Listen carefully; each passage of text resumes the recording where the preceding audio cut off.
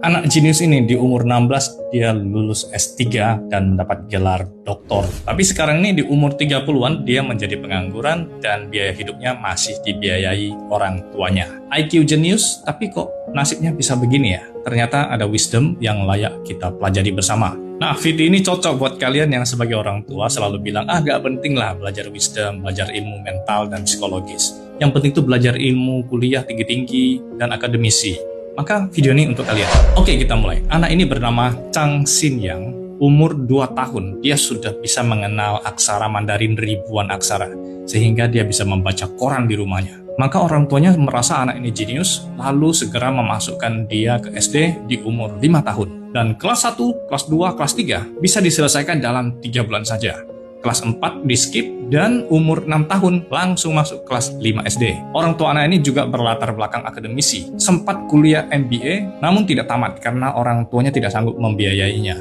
Jadi, orang tua bocah jenius ini sangat berekspektasi pada anaknya. Tes IQ anaknya itu mencapai 140, IQ superior dan jenius. Umur 7 tahun akhirnya dia tamat SD, lanjut ke SMP, dan kelas 3 SMA, dia sudah berumur 9 tahun. Di umur 11 tahun lanjut masuk ke universitas.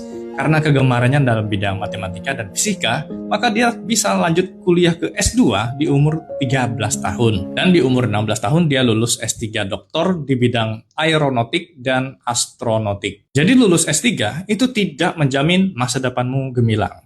Dia pernah bekerja sebagai dosen, lalu dia berhenti. Dia tidak punya daya juang dan kemandirian. Dari hal makan saja, semua harus bergantung pada orang tuanya yang menyiapin.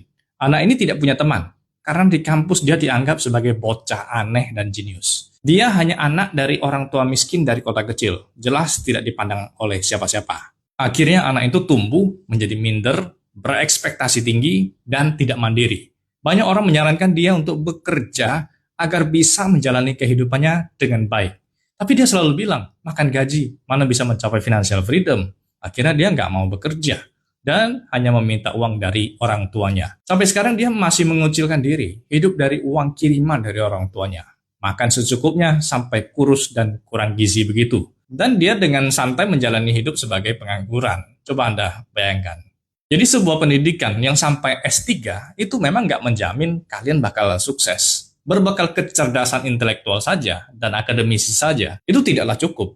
Seharusnya ada kedewasaan mental dan spiritual. Bagaimana menurut kalian? Silahkan berikan pendapat Anda di kolom komentar. Terima kasih.